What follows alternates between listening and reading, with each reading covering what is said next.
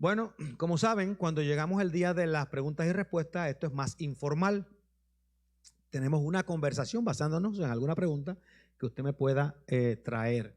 Aquí han traído algún par, pero antes de abrir esas preguntas, yo escribí algo acá porque no quería que se me olvidara.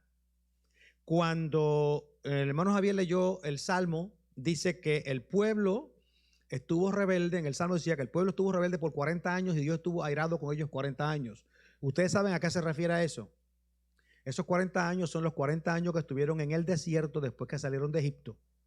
Salen de Egipto, están 40 años en el desierto y después entran a la tierra prometida. Bueno, el texto, el Salmo dice que el Señor estuvo airado con ellos por 40 años y entonces dice que juró en su ira que no entrarán en mi reposo. Yo quiero aclarar porque a veces podemos leer un pasaje y lo podemos malinterpretar.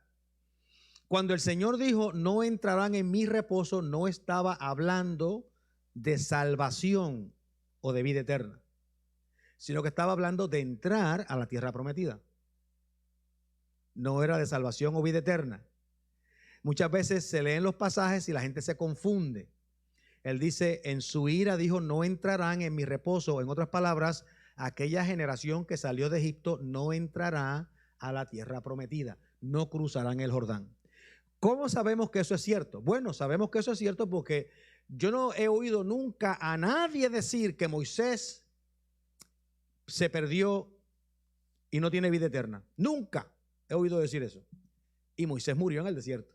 Moisés no entró a la tierra prometida. ¿Me entiendes lo que quiero decir? O sea, que lo leo porque se leyó el pasaje. A veces leemos el Salmo y como que no entendemos el Salmo porque fue leído en español. Sabemos lo que dice, pero podemos malinterpretar y por eso las preguntas y respuestas son buenas. El Señor, cuando habla en ese Salmo, no está hablando acerca de condenación eterna o de vida eterna, sino de entrar al reposo de la tierra prometida. ¿Tiene sentido eso? Amén. Porque una de las cosas que no queremos hacer, o que yo les animo a que no hagamos, es a que no usemos la Biblia para enseñar cosas contrarias a lo que la Biblia dice. ¿Usted me entiende? Que a veces tomamos la Biblia y la usamos para probar lo que yo quiero, pero no para decir lo que la Biblia dice. Me acuerdo de cuando yo estaba muchacho, un pastor leyó un texto, un versículo bíblico que dice, yo me acuerdo siempre, porque eso me acuerdo, yo nunca le he prestado atención, pero desde ese tiempo me acuerdo, que dice el texto, como zarcillo de oro en la nariz de un cerdo es la mujer hermosa y apartada de razón. Ese texto lo lee él y dice, este texto está bueno para despellejar la gente. Ese no es el propósito de la Biblia, hermanos. Ese no es el propósito, ese no es el propósito de la Biblia. Ese texto está en la Biblia, pero esa no es la intención que la Biblia tiene con el mensaje bíblico. Entonces nosotros acá queremos ser bien específicos, acá en embajadores, y siempre lo hemos sido así, y en ambassadors, bien específicos en que queremos entender la Biblia correctamente para aplicarla correctamente, porque solamente con la verdad podemos encontrar salud espiritual y paz. En la mentira hay esclavitud, en la verdad hay libertad. Amén. Así que vamos a, entonces, ¿tiene sentido eso? ¿Está todo el mundo contento y en paz y tranquilo? Amén, gloria a Dios. No les di tiempo a que contestaran. All right. La primera pregunta dice acá, ¿será que Dios está molesto con los hombres? Con los hombres, que el mundo está tan confuso. ¿Será que Dios está molesto con los hombres de que el mundo, y por eso el mundo está tan confuso? Me imagino que dice esto.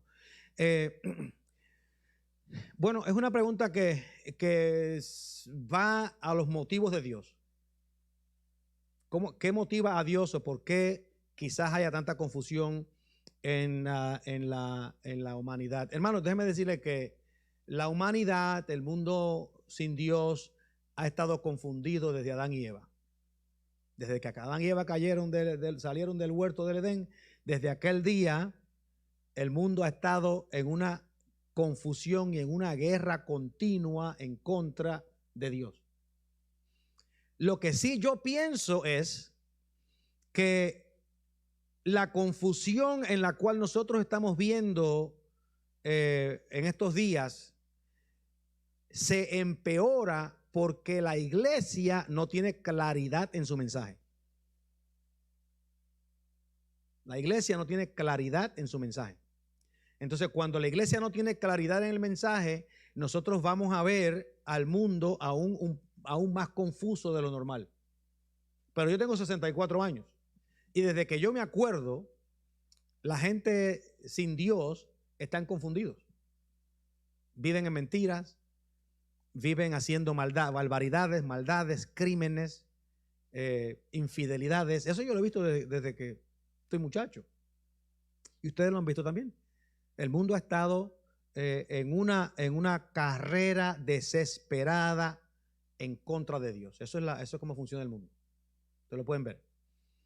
Pero cuando la iglesia abandona su mensaje, cuando la iglesia no es clara en el mensaje, entonces la confusión se mueve del mundo o se expande del mundo y entra a la iglesia.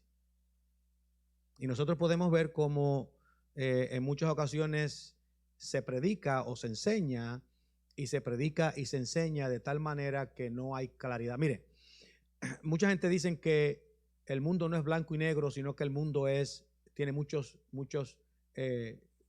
distinciones de gris, ¿verdad? Que está entre medio, que hay muchas cosas que son nebulosas, difíciles de entender.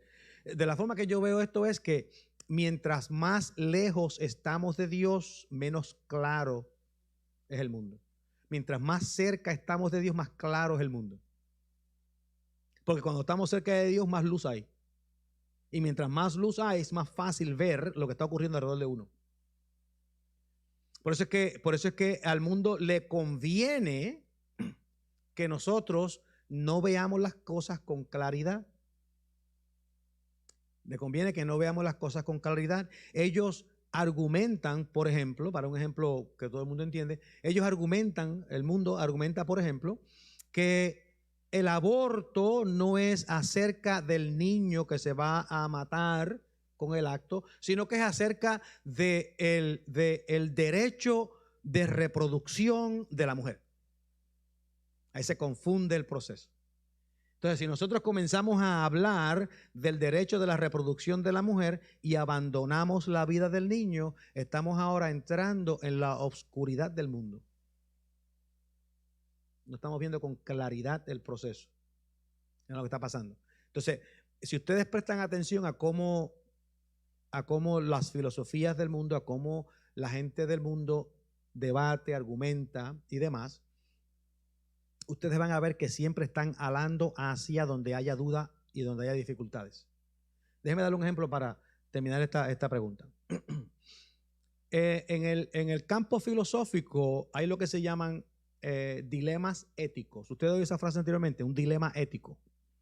Un dilema ético es cuando a usted le dan una situación, describen la situación de tal manera que usted tiene que escoger entre dos opciones éticas o morales. Tiene que escoger una de las dos opciones. Yo he hablado de esto en otras ocasiones en diferentes contextos, pero tiene que escoger una de las dos opciones. Por ejemplo, hay un hombre que es un asesino, tiene un hacha en la mano y viene corriendo para su casa y el asesino viene a matar a su familia. Eso es un ejemplo clásico de los dilemas éticos. Viene a matar a su familia. Entonces, usted tiene dos opciones. Usted puede dejar que el asesino entre a su casa y mate a su familia, lo cual sería un crimen horrendo, o puede mentir y decirle al asesino que su familia no está en la casa. Ahí está el dilema. ¿Cuál de los dos escogería usted? La intención del dilema ético es para ver cuál de las dos circunstancias es menos mala. ¿Cuál de las dos es menos mala? Y te dan dos opciones. Pues yo me acuerdo cuando estaba en una clase de filosofía en la universidad, hacen esa pregunta, me acuerdo de eso de muchos años atrás, hacen esa pregunta acerca del dilema ético. Y yo le digo, pero esas no son las únicas dos opciones. Porque si yo veo que el asesino viene, nosotros podemos abrir la puerta de atrás de la casa e irnos por otro lado. Y nosotros nos podamos montar en nuestro propio vehículo y salir del sitio. O podemos no abrirle la puerta al asesino. No tenemos ni que mentir ni dejar que mate a la familia. O yo puedo esperar con un bate detrás de la puerta y cuando él abra la puerta le doy un batazo por la cabeza. Entonces yo les di como 3 o 4 diferentes opiniones y me dicen, pero es que así no es como es como el dilema ético funciona. Y yo dije, exactamente. Porque el propósito del dilema ético es confundir, probarle a los cristianos de que las opciones en la vida todas son inmorales. Tenemos que dejar matar a una persona o tenemos que mentir. Pero eso no es cierto. Eso no es cierto. Entonces, cuando la iglesia se confunde con el mundo, no puede ver la verdad, entonces la pregunta viene, ¿está Dios molesto? Dios se molesta con la iglesia. Déjeme decir un secreto. Esto no lo sabe nadie, sí, pero se lo pueden decir a alguien si quieren, pero esto es acá entre nosotros. Cuando Dios juzga a los pueblos, Él no los juzga por el pecado de los pueblos. Él los juzga por el fallo de su pueblo. Es cuando la iglesia deja de ser representativa de Dios, es cuando viene el juicio de Dios. Porque si ustedes se miran en el resto del mundo, la gente vive muy tranquilamente sin Dios y nadie les pregunta nada. Pero los sitios donde vienen las tribulaciones, las pruebas y las dificultades, es en los lugares donde el pueblo de Dios está separado de Dios. Amén. ¿Estamos ahí? Gloria a Dios. ¿Está todo el mundo contento? Amén. No nos queda más remedio que alegrarnos en el Señor. Ok. Pregunta. Y esta es una pregunta que se hace mucho. Si Dios es amor, ¿por qué hay tanta maldad hoy en día? Si Dios es amor, ¿por qué hay tanta maldad hoy en día? La pregunta se puede hacer también así. Si Dios es bueno, ¿por qué hay tanta maldad? Si Dios es bueno, ¿por qué hay tanta maldad? Ok, esta es una pregunta bien filosófica que usted siempre se la va a encontrar con una persona, digamos, con un ateo. Usted se convierte en una conversación con un ateo y en esa conversación con el ateo, esta pregunta eventualmente va a surgir, que es la pregunta de la maldad en el mundo. Esa pregunta siempre va a surgir. Pero, ¿qué es lo que un ateo cree? Un ateo dice que no cree en Dios. Por lo tanto, si no cree en Dios, cualquiera que sea su fundamento moral, no puede estar basado en el carácter de Dios. Tiene que estar basado en otra cosa. Amén. Entonces, eventualmente el ateo le va a traer la pregunta, si Dios es bueno, ¿por qué hay tanta maldad? Si Dios es bueno, ¿por qué permite que ocurra tanta maldad?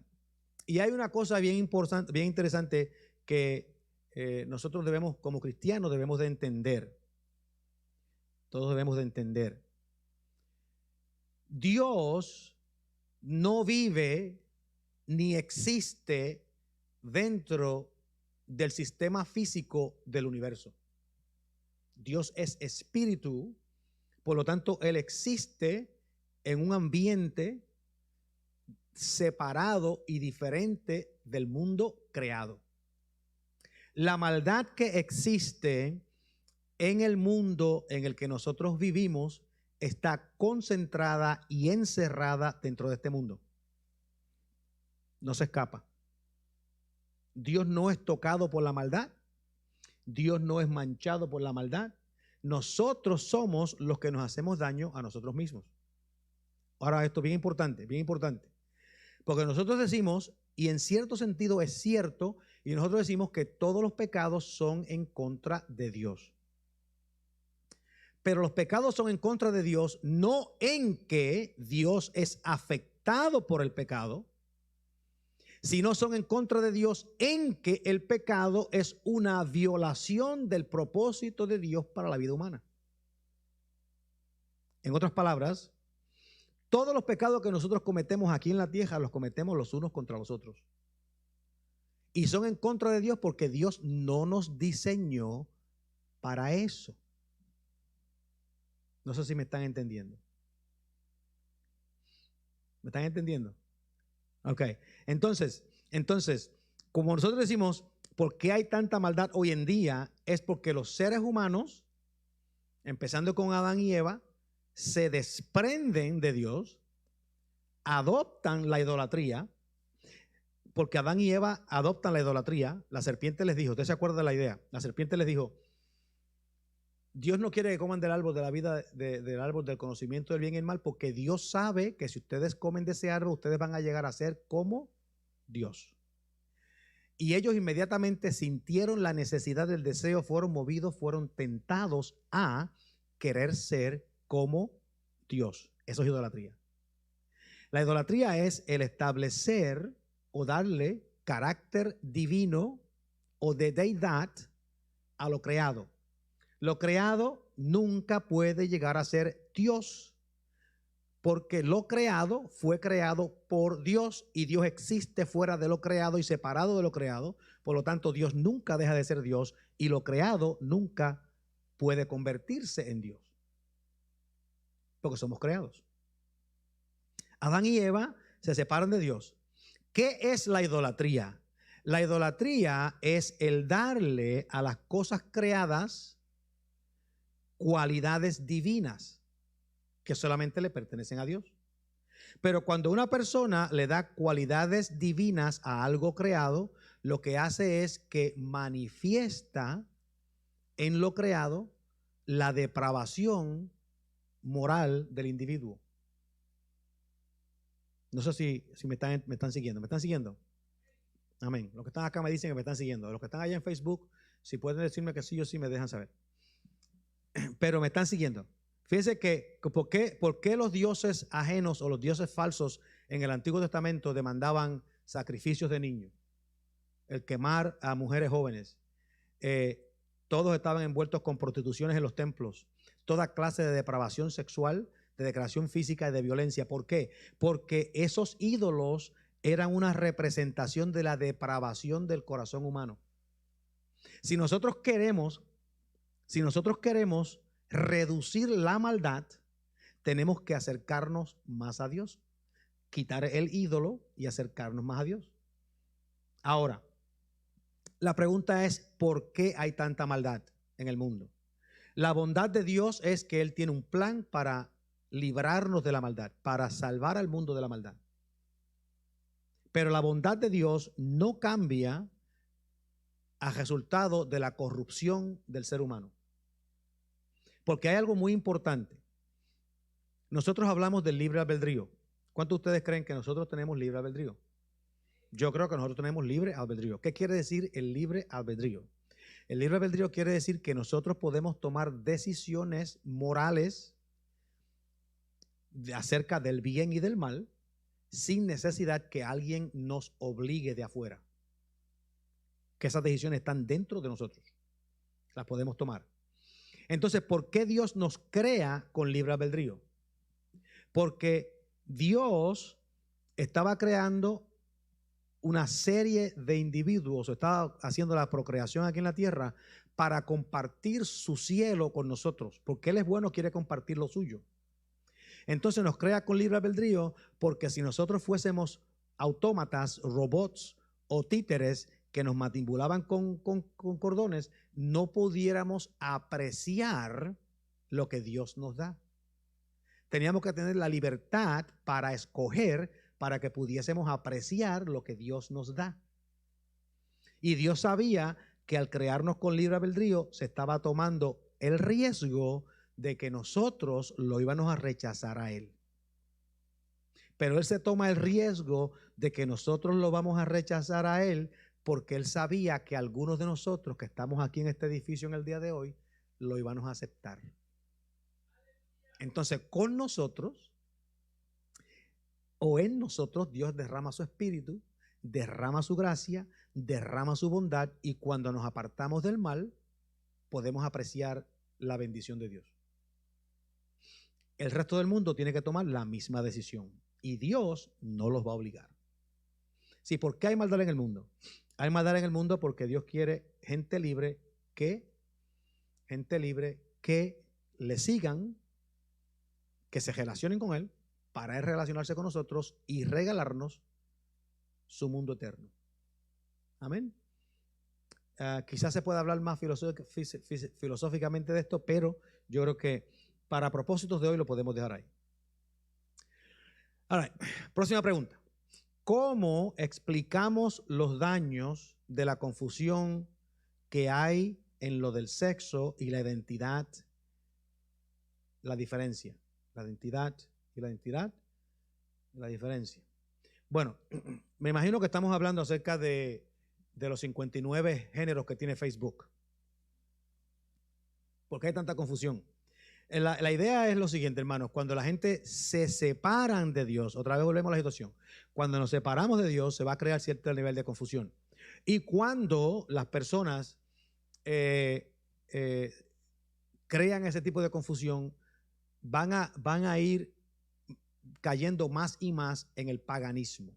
El paganismo tiene tres características fundamentales. Hay muchas más, pero hay tres características fundamentales. El paganismo tiene la característica de lo que llamamos la adoración de lo oculto, brujería, satanismo, etc. El paganismo tiene esa cuestión, a los ídolos, brujería, satanismo. El paganismo tiene una segunda característica que es bien común en todos los sitios paganos en la historia, que es el aborto. Siempre se ha practicado el aborto en las sociedades paganas. Y la tercera cuestión que es bien común en el paganismo es la depravación sexual en todas sus formas. Así que el paganismo va a tener problemas de brujería, hechicería, satanismo, abortos y la depravación sexual. Eso siempre ha sido así. La sociedad nuestra ha ido caminando cada día más y más hacia una perspectiva paganista en su percepción de sí mismo y en la percepción de Dios. Y a consecuencia de eso, los seres humanos han estado cayendo más y más en una ceguera espiritual que no les permite ver la verdad de Dios. La verdad bíblica es esta: hay dos sexos. Dos sexos. No hay 59 géneros, hay dos sexos. Y todo el mundo que ha nacido en este mundo es el resultado de la relación entre esos dos sexos. No puede ser separado de otra forma, no hay otra forma de hacerlo. Nadie puede nacer de ninguna otra forma excepto de acuerdo de esos dos sexos. La idea que una persona puede ser no binario, no cisgender, o sea, hay 59 géneros de acuerdo a Facebook. Lo que hay de acuerdo a Facebook es 59 formas de estar confundidos en practicar el paganismo sexual de acuerdo a un mundo sin Dios. Eso es lo que hay. ¿Por qué existe ese problema con la identidad? Déjeme de hablar un poquito hacia otra parte.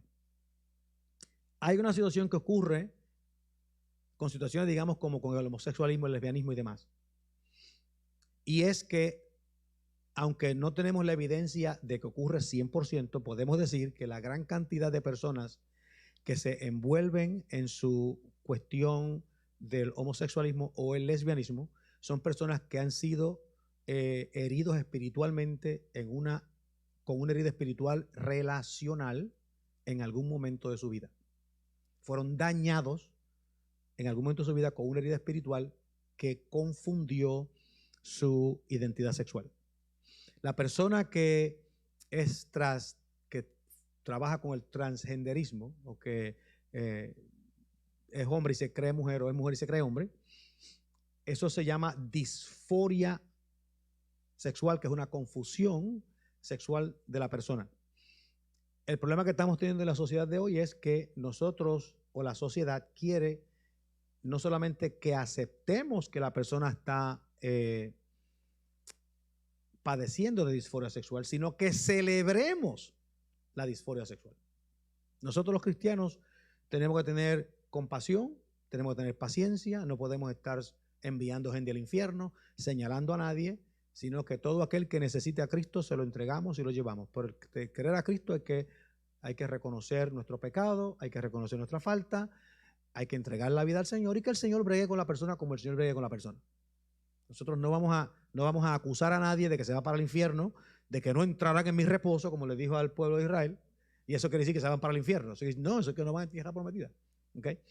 Entonces, nosotros tenemos que tener compasión, tenemos que tener gracia, tenemos que entender que si una persona ha sido herida espiritualmente necesita sanar, y la salud espiritual es un proceso que requiere mucha paciencia de parte de nosotros, porque hermanos, Dios nos ha llamado a nosotros a aprender a abrazar a los leprosos. Los cristianos tenemos que aprender a abrazar a los leprosos porque nosotros también somos leprosos.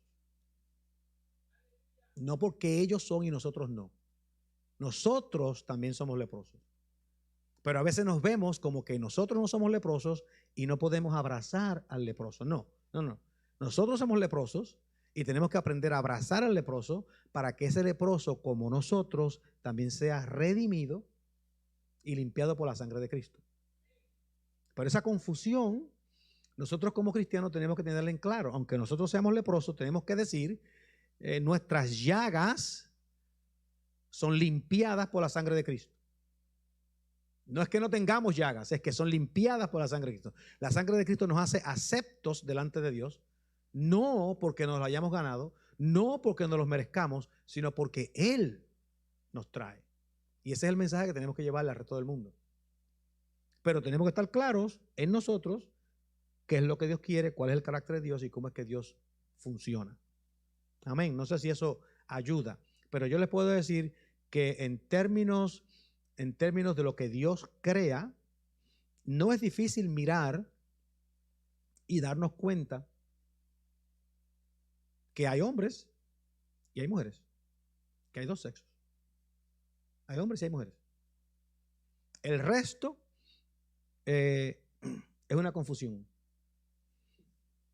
Y en muchas ocasiones la confusión no es ni confusión, sino que es una decisión intencional de rebelarnos en contra de Dios. Y estas veces son conversaciones difíciles de tener, porque a lo mejor Facebook, como está en español, a lo mejor no hacen nada, pero Facebook, si oye que hablamos en contra de los 59 géneros, bloquean la cuenta. Son cosas difíciles de decir. Es decir, rápido bloquean la cuenta y los hermanos que están en Guatemala se quedan sin la predicación. Porque bloquean todo. Pero nosotros tenemos que mantener la dignidad bíblica. Amén. Y yo sé que hay muchas opiniones y muchas dificultades, pero hermanos, nadie ha nacido en este mundo que no haya nacido de la relación hombre-mujer. Son los únicos dos sexos que existen. De hecho, la idea de cambiar la terminología de sexo a género es precisamente para crear la confusión.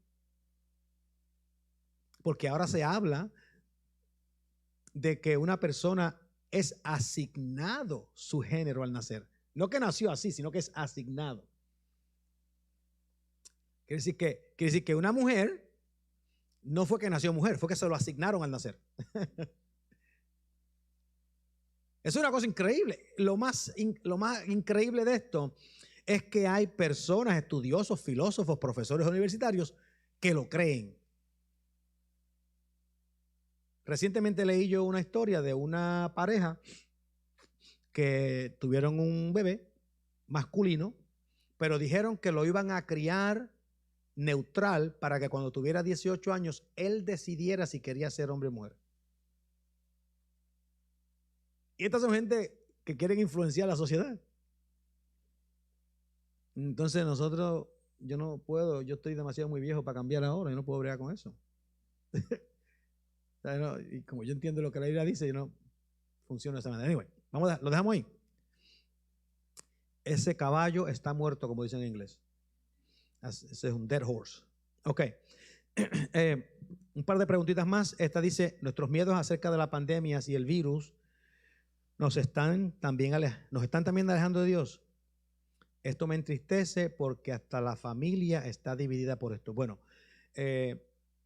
una de las cosas que ocurre con esto de la pandemia, muchas personas siguen, como dicen, tienen su fe cristiana, siguen siendo cristianos, están viviendo su fe cristiana, tienen unos miedos y demás, pero se ha creado situaciones donde si usted va a un Walmart, va a una tienda y por alguna casualidad usted no tiene una máscara puesta, otras personas lo insultan, lo empujan y hasta lo atacan a uno físicamente por no tener la máscara puesta, porque ellos sí la tienen, o viceversa.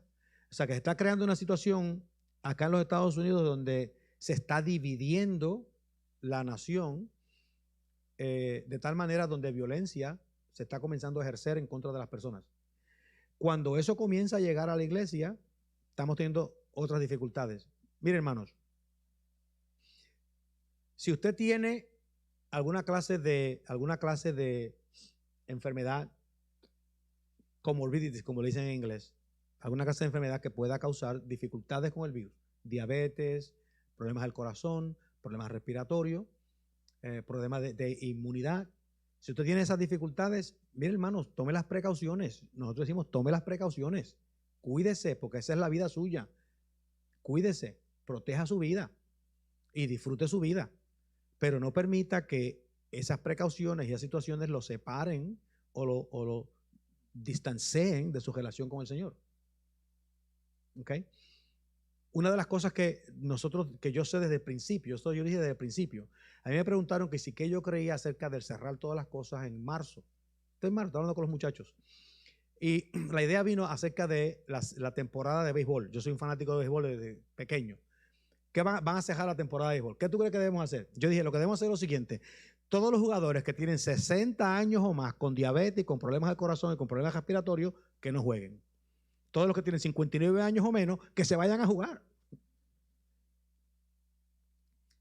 Afortunadamente, los jugadores de béisbol, si usted tiene 40 años, ya está viejo, ya está saliendo del terreno. Pero miren, hermanos, personas saludables, el 99.987% sobreviven el virus. 99.987% sobreviven el virus. La gente debe salir. Déjeme decir otro secreto acerca del virus, que esto es un secreto que nadie sabe. Otro secreto que nadie sabe. Se lo voy a decir, dice, este es el secreto. Es un virus. ¿Usted sabe lo que eso significa? Es un virus. Su máscara de tela no le va a prevenir agarrar el virus.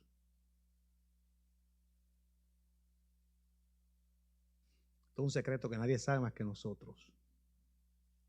Pero nos las ponemos porque si yo lo tengo, no se lo quiero pasar a otra persona. Si yo toso, se queda trancado conmigo ahí. Así que yo sigo tragándome mi virus yo mismo. ¿Ok?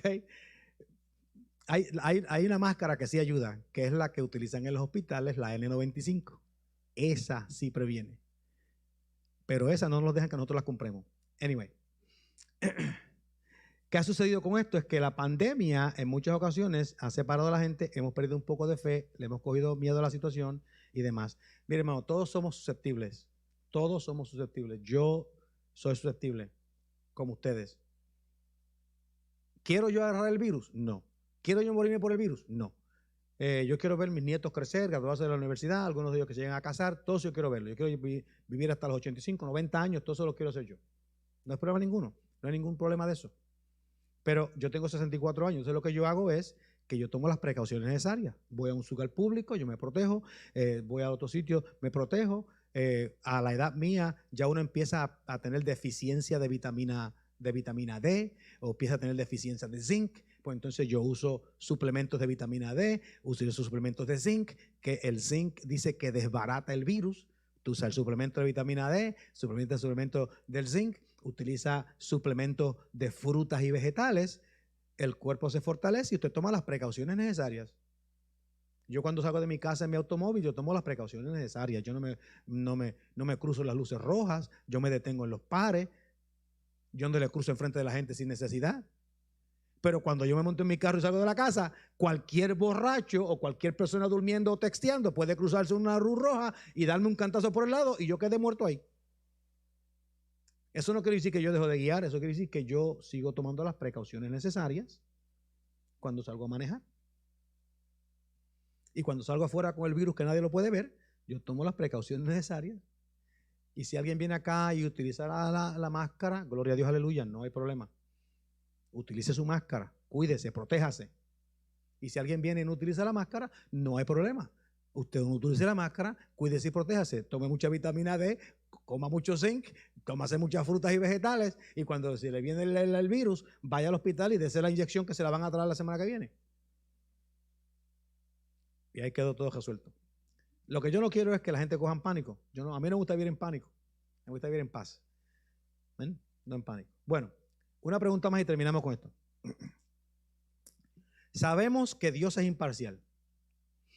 ¿Cómo se explica que Dios puede sanar una persona con cáncer y a otra no? ¿Cómo se explica que Dios puede sanar una persona con cáncer y a otra no? Bueno, la imparcialidad de Dios no significa que Dios está obligado a hacer todo lo que nosotros queremos que Él desee hacer. La vida normal aquí en la tierra es que es necesario que todos los hombres mueran y después el juicio. Así que nosotros, con cáncer, sin cáncer, con corazón bueno, con corazón malo, con diabetes o sin diabetes, con coronavirus o lo que sea, un día de estos, todos nosotros vamos a pasar de esta vida a la otra. Los propósitos secretos de Dios son difíciles de entender. El por qué ocurre con X y no ocurre con Y. Pero la forma natural y normal de nosotros vivir es que nosotros vamos a experimentar diferentes dificultades, diferentes dolores, diferentes problemas, diferentes enfermedades. Y un día, cuando lleguemos a los 90 años, vamos a hacer un viaje corto hacia la tumba fría, con la esperanza de una vida eterna. Ahora, ¿por qué Dios sana a una persona con cáncer y a otra no? Yo me imagino que todos los milagros que Dios hace, todas las situaciones que Dios hace, todas las acciones que Dios hace tienen un propósito que va más allá del acto inmediato.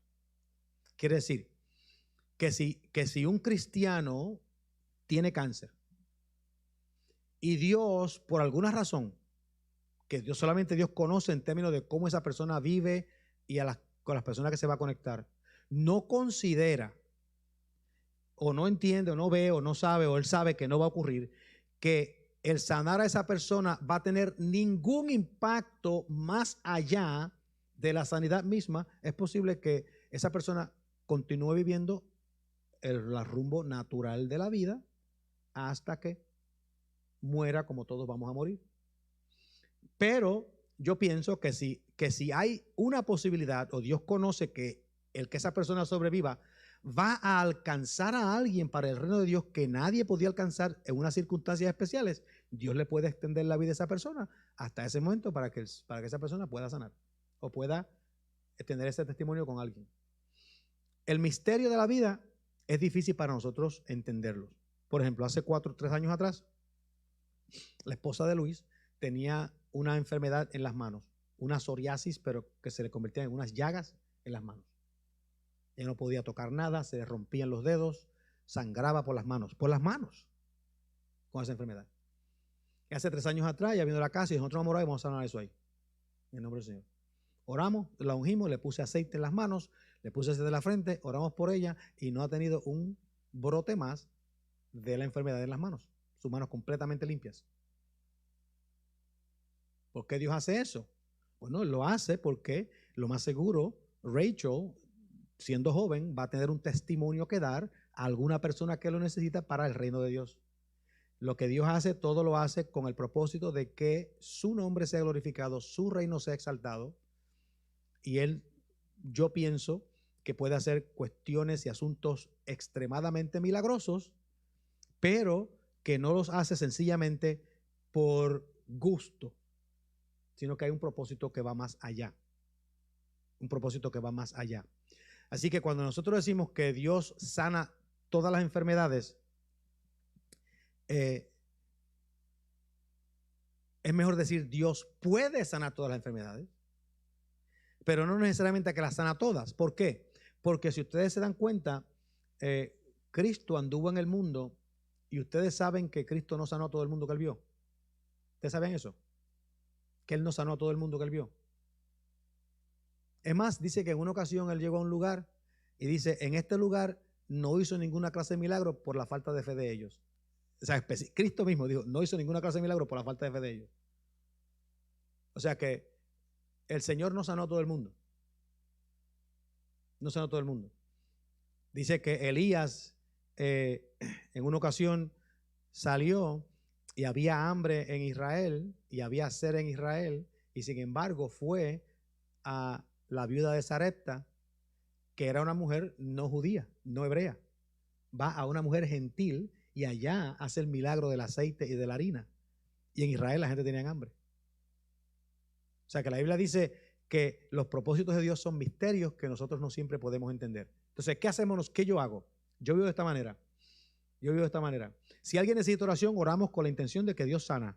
Y si Dios tiene un propósito específico para esa sanidad, Dios sana.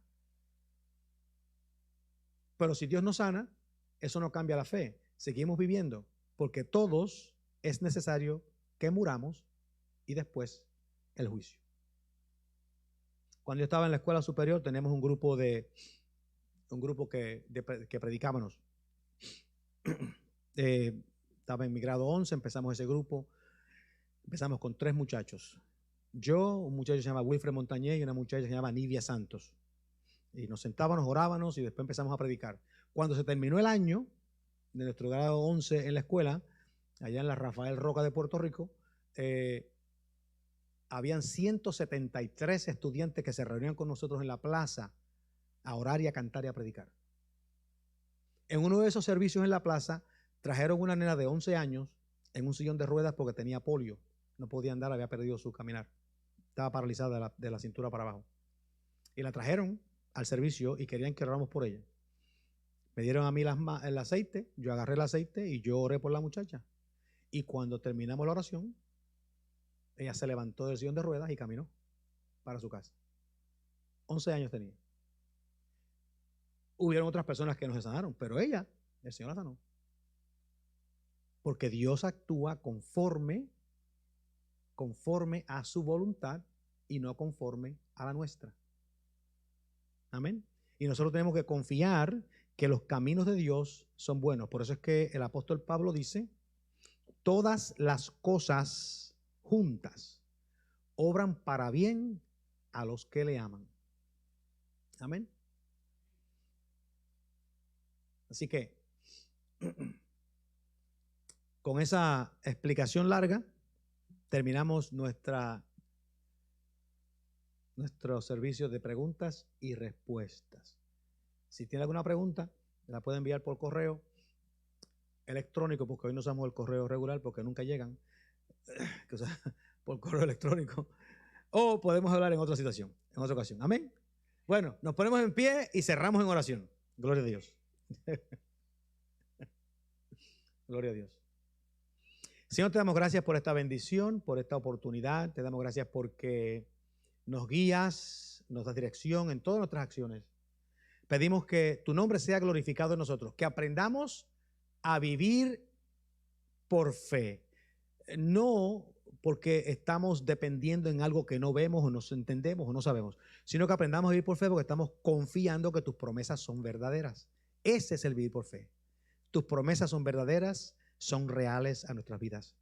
Gracias te damos por todos los hermanos acá, los hermanos en Colombia, los hermanos en Honduras, los hermanos en Guatemala y en cualquier otro lugar en los Estados Unidos que nos estén mirando.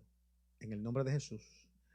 Gloria a Dios. Amén. Y que la paz de Dios les acompañe todos los días de su vida. Que la gracia de Jesucristo, que el amor de Jesucristo que nos limpió de nuestros pecados con su sangre y que la comunión del Espíritu Santo nos dé discernimiento para vivir una vida que sea agradable a Dios y satisfactoria a nosotros. Dios les bendiga. Vayan en paz.